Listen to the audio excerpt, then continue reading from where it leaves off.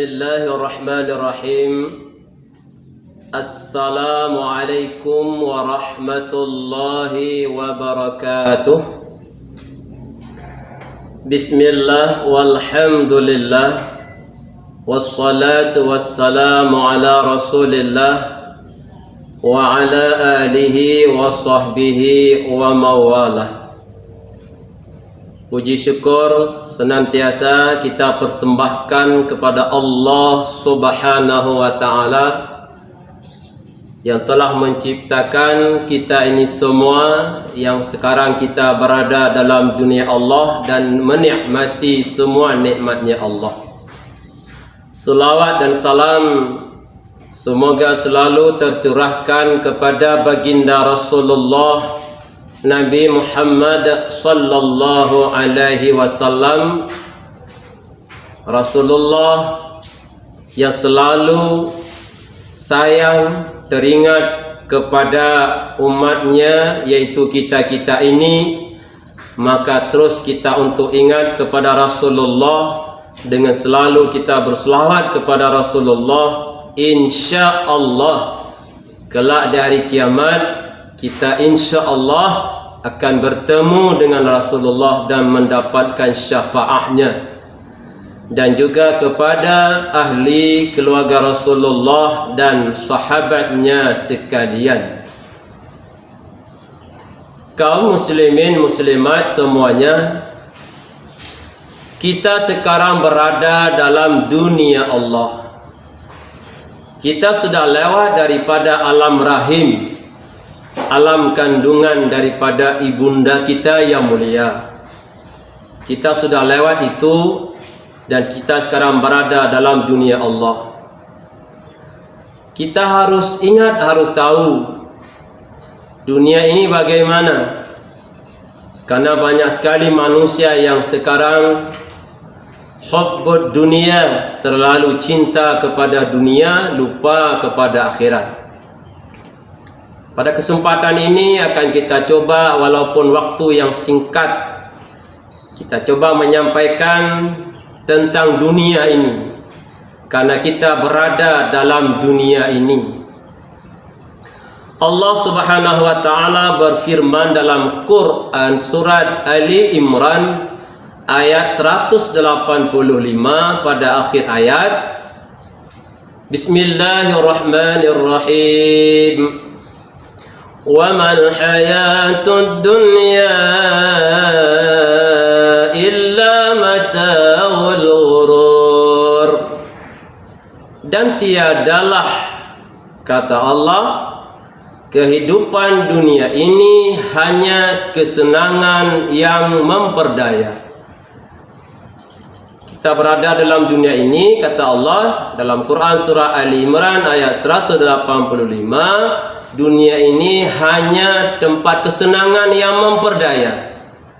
Coba kita bisa melihat, dulu dari bayi, kemudianlah dari bayi menjadi kanak-kanak, remaja, pemuda, jadi tua, akhirnya meninggal.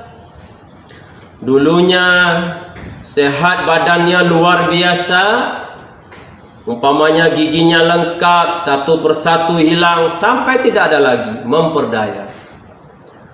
Yang dulunya matanya sehat, dapat melihat dengan terang, pelan-pelan jadi kabur, bahkan buta. Yang dulunya kita bisa melihat manusia yang punya pangkat jabatan, kemudian hilang, tidak ada lagi, itu memperdaya. Dan banyak yang lainnya. Dalam Quran surat Al-An'am ayat 32 juga Allah berfirman tentang dunia. Wa mal hayatud dunya illa la'ibun walah. Dan tiadalah kehidupan dunia ini selain main-main dan senda gurau. Dunia ini hanya tempat main-main dan senda gurau saja. Hanya main-main, senda gurau kan tidak lama. Dan Allah juga berfirman pada Quran surat At-Taubah ayat 38. Apa kata Allah tentang dunia ini? Fama mata'ul hayatud dunya fil akhirati illa qalil.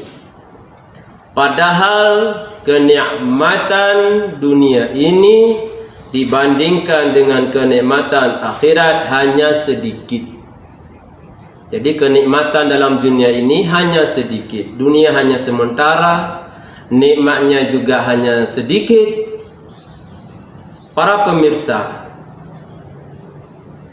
jangan berkecil hati kepada hamba Allah manusia-manusia yang kadang-kala maaf diberikan sedikit harta, bahkan kadang tidak ada pekerjaan, tidak ada harta. Jangan bersedih. Dan juga kepada manusia yang sudah memiliki dunia, dia punya pangkat, jabatan, punya harta, jangan bangga, jangan sombong. Mengapa? Tadi sudah ayat Quran, kenikmatan dunia ini hanya sedikit.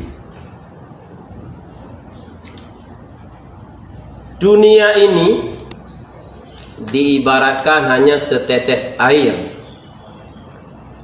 Saya akan coba mencelupkan telunjuk saya. Kita celupkan, kita tarik.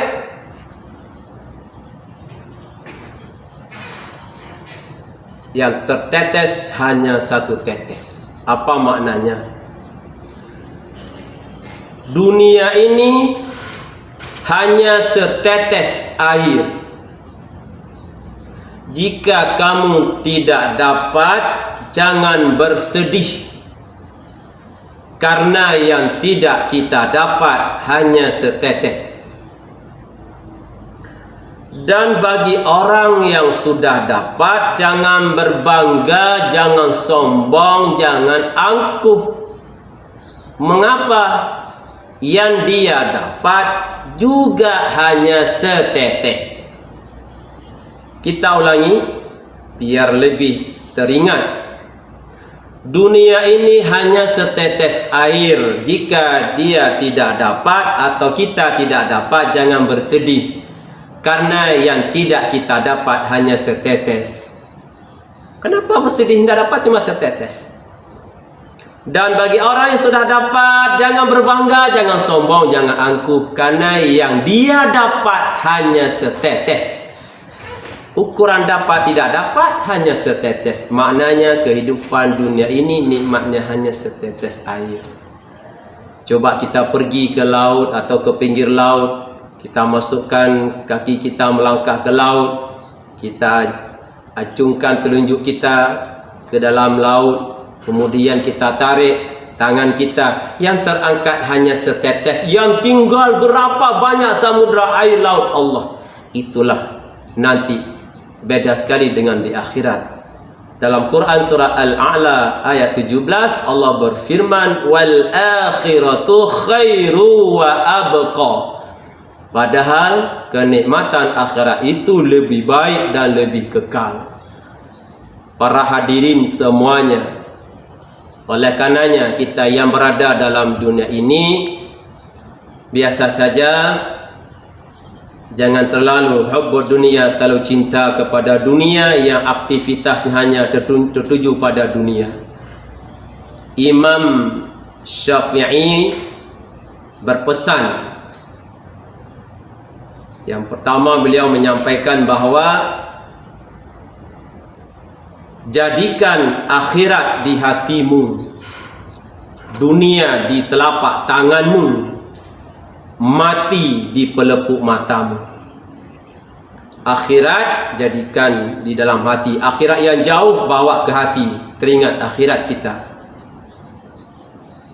Dunia di telapak tangan kita. Maknanya dunia biarlah di telapak tangan, jangan dibawa ke hati. Maknanya jangan hubbud dunia, tercinta pada dunia biasa. Kematian di pelupuk matamu. Mati ini sangat dekat dengan kita. Tapi kita bisa melihat sekarang kaum muslimin muslimat, sehingga Imam Ghazali menyampaikan pada kata yang lain pesan beliau, berapa banyak manusia yang hidup dalam kelalaian, padahal kain kafannya sedang ditenun. Kata beliau, berapa banyak manusia yang masih hidup dalam kelalaian, lalai dalam dunia, lalai sibuk dengan HP-nya, lalai di warung kopi, sekarang lalai di kafe-kafe, lalai dengan main game, bahkan judi online merajalela. Lalai mereka dalam dunia, kata Imam Syafi'i, padahal kain kafannya sedang ditenun. Apa maknanya? Kain kafan sudah siap, sedang ditenun, sudah dipersiapkan. Karena tadi kematian di pelupuk mata, mati dekat, kain kafan sudah siap, tapi manusia banyak sekali yang masih lalai.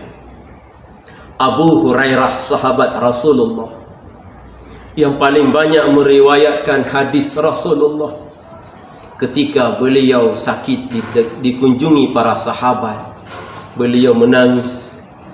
Sahabatnya melihat, wahai Abu Hurairah, kenapa kamu menangis? Apa karena kami? Tidak, beliau menyampaikan, saya menangis, cucuran air mata saya jatuh. Nampak-nampaknya kematian, artinya malaikat Israel akan menjemput saya dengan kematian. Perjalanan saya masih jauh, tetapi amal saya, bekal saya belum cukup. Beliau menyampaikan bekalnya belum cukup. Beliau sahabat Rasul, meriwayatkan ribuan hadis ada di kepala beliau. Tapi ketika beliau sakit menangis, bukan karena meninggalkan dunia, bukan karena ditinggalkan sahabat, tapi bekalnya belum cukup karena menghadapi di akhirat.